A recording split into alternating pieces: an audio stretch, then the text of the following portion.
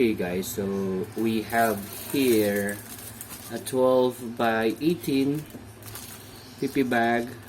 This is 0.002 dun sa on its thickness. So this is a polypropylene bag as well, and these are the two pink oyster mushrooms that we have on the Grow Mushroom at Home series, and they both already done with their third flashing. So what I'm going to do is to cut off around here, because we do know that our fruiting bag, this pink fruiting bag, doesn't have any contamination, and it's really a good job on our part that it was not contaminated. I'm really happy about that. I'm also checking it right now, and I don't see any possible contamination, so good job on our maintenance there. And this one, so we're just gonna cut a bit around ½ inch from its current substrate, and the rest will be put on our PP bag. Let me just cut it out and throw the excess on the trash bin.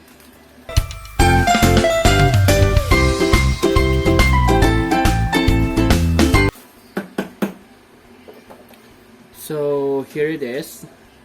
So by filling it, it's actually still moist and soft, so it's still good. But as you can see, the plastic is actually loose, and most of its nutrients and moisture is already spent from those 3 flashings or more. I really didn't count, but I think at least 3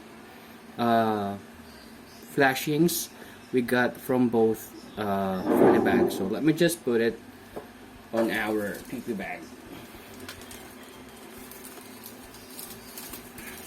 As you can see, my process is not that sterile. I just put alcohol on my hand. So there's also a possibility that there are contaminants around this bag, but anyway, we'll just have to do it.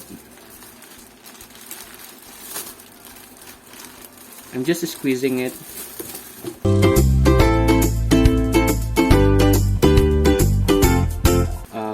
Up until the substrate actually falls down. As much as possible, I'm not gonna touch directly the substrate, to at least minimize the possible contamination during this process. So I'm doing this to actually get 1 or 2 flashings more on our bags.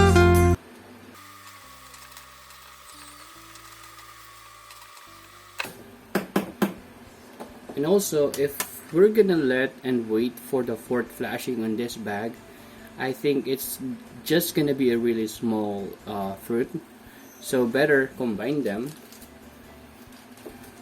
and let them colonize for a few days or weeks. I'm really not sure, but hopefully just 1 week is enough for them to recolonize in fruit again.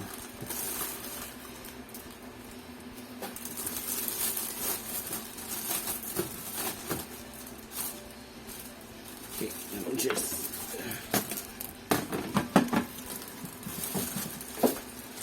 I actually just used the tub so that if I did spill some of the sawdust, it's easy to clean it up.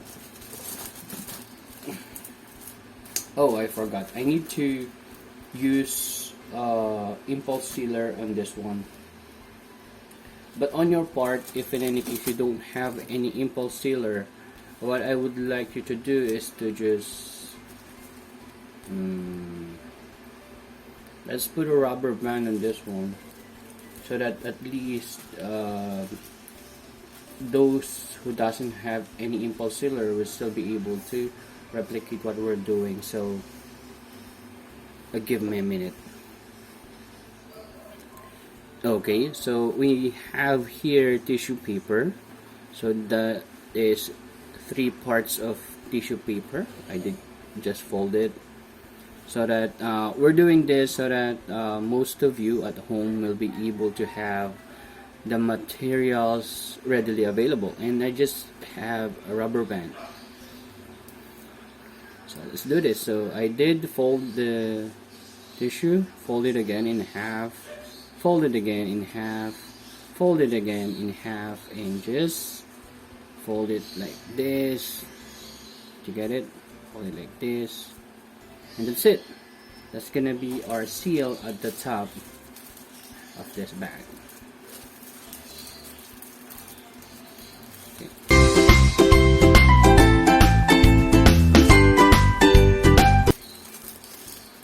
Just need to have it like this. There. Push it up. Okay. Just be patient with me, guys. Then just to how many is that? 2 and 3, and then that's it. That's fine. You don't have to tighten up you don't have to do it too tightly, because you still want to have air going inside our bag. And I'm just gonna break it up so that it's gonna form another lump of substrate. As much as possible, we don't want it to actually touch the top. Okay. I'm just breaking it to smaller pieces so that it's gonna fit nicely on our new bag.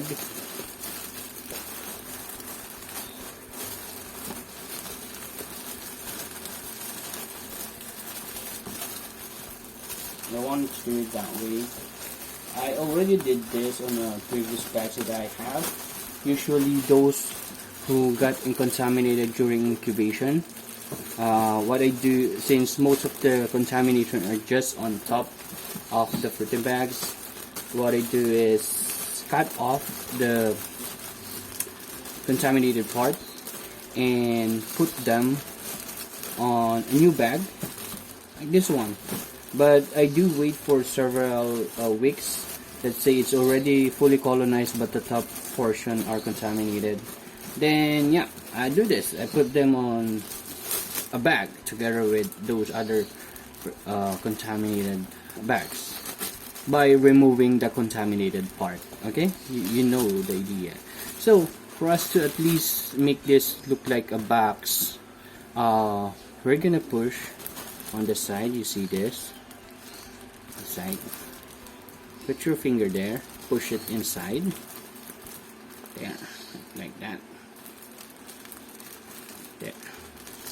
And do the same thing on the other end.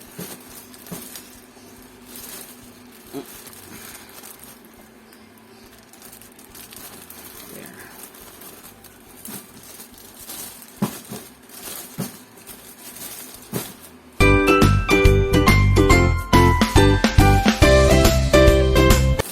Let me just have it straighten up on a flat floor.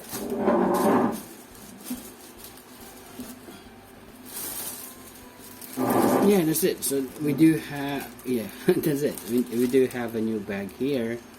Okay. Just put it in a better space. Here.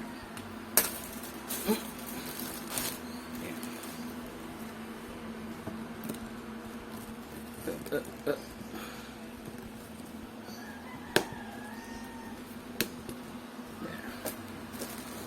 So what we want to do is to actually make it compact to fit.